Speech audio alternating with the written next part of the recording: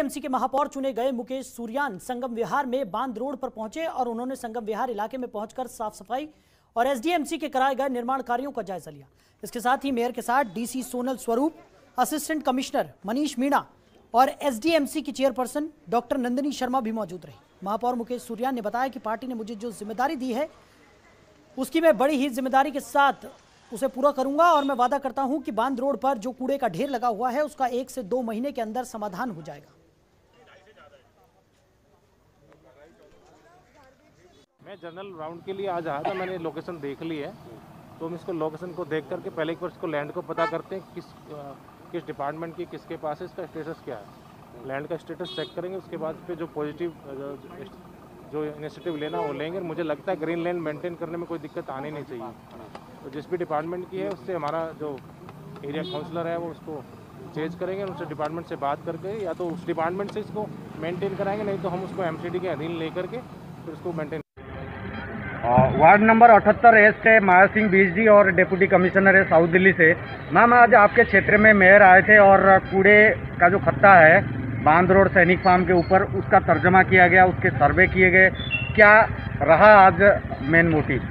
देखिए, वो ज़मीन बेसिकली फॉरेस्ट डिपार्टमेंट की है। हमने अप्लाई किया है कि वो ज़मीन हमें एमसीडी को हैंडओवर हो जाए और हम उस पर पार्क बना सके, लेकिन उसमें लग रहा है बहुत ज़्यादा टाइम, क्योंकि दिल्ली सरकार इसमें कोई एफर्ट्स नहीं लगा रही। जो ज़मीन ग्राम सभा की थी वो सारी ज़मीन फॉरेस्ट को चली गई है। मेरे वार्ड के अंदर जितनी भी ग्राम सभा की ज़मीन थी, तो इसके लिए हम लोग बहुत परेशान हैं। उस जगह को, कूड़ेदान को, जो आपने देखा होगा यहाँ मेरे पार्षद बनने से पहले वहाँ बहुत ज़्यादा गंदगी का ढेर था, हज़ारों ट्रक वहाँ से मलबा मैंने उठवाया।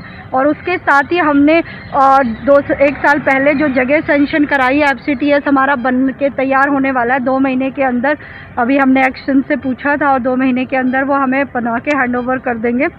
और इसके साथ ही हमने आज अपने मेयर, जो हमारे नवनिर्वाचित मेयर हैं, नए मेयर बने हैं सूर्यान जी, उनका बहुत अच्छा पुराना इतिहास है। उन्होंने अपने वार्ड में भी इसी तरह की एक डंपिंग यार्ड था जिसको उन्होंने पार्क में तब्दील किया है। उसी उद्देश्य से मैंने आज उनका विज़िट कराया ताकि हमारे उस परमानेंट सॉल्यूशन मिल सके। और बांध रोड पे जो गंदगी है, मैं अपने 100% एफर्ट से जितना कर सकती थी किया है। उसके बाद उस जगह को हम हरियाली में परिवर्तित कर सके, उसमें पेड़ पौधे लगा के पार्क बना सके, जाके वहाँ पे बच्चे खेले।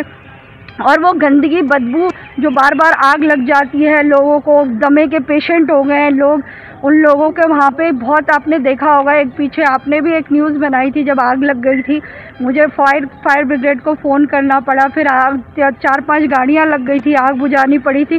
तो ये बार बार जो इशू हो रहे थे, बार बार जो जनता परेशान हो रही थी, उससे समाधान मिल सके, इसके लिए मेयर साहब का विजिट करवाया गया। बड़ा सवाल उभर करके यह आता है कि महज 6 महीना रह गया है, 8 महीना रह गया इलेक्शन को। उससे पहले क्या आपकी क्षेत्र की जो जनता है, खासकर ये पूरे बांध रोड में डबल साइड कवर करता है, तो क्या कहेंगे जनता को, कुछ आश्वासन दे सकते हैं कि ये जल्दी तैयार हो? देखिए, सिर्फ ये इलेक्शन के लिए नहीं, मुझे 4 साल पूरे हो चुके हैं, 5वां साल चल रहा है। इन पूरे 4 सालों में आपने देखा होगा, मेयर साहब ने भी एक ही बात बोली, इन 5 सालों में अगर अपने क्षेत्र के लिए, संगम विहार के लिए अगर कोई पार्षद सबसे ज़्यादा उनकी समस्याएं अगर उठाई हैं तो वो माया सिंह बेस्ट है, जितने हर विधानसभा के अंदर वो अपने निगम के सदन के अंदर अपने क्षेत्र की समस्या उठाई हैं। उसी का नतीजा है कि आज मेयर साहब बनते ही पहला साउथ का दौरा जो उन्होंने किया, मेरे वार्ड का किया। और ये मॉडल स्कूल भी बना है सूर्यान जी के टाइम पे, जब वो एजुकेशन कमेटी के वो चेयरमैन थे, तब उन्होंने ही मेरे स्कूल को पास कराया था। क्योंकि उनका एक ही कहना है कि जिस तरीके से तुम अपने क्षेत्र की जनता के लिए लड़ती हो, झगड़ती हो, परेशान होती हो और अपना 100% देती हो, तो तुम्हारे क्षेत्र में काम हो, इसके लिए मैं भी एफर्ट्स लगाऊं। उन्होंने आश्वासन दिया है बहुत जल्दी मेरे मॉडर्न स्कूल का काम शुरू होने वाला है और ये बांध रोड का भी समाधान मुझे जल्द से जल्द मिलेगा। मैम, खासकर इलेक्शन को मद्देनज़र और जो जनता की जो एक सहयोग है आपको, खासकर कूड़े का जो सिस्टम बनाया हुआ है, टिपर जो जाते हैं उसमें गीला कूड़ा, सूखा कूड़ा लिखा हुआ है जी।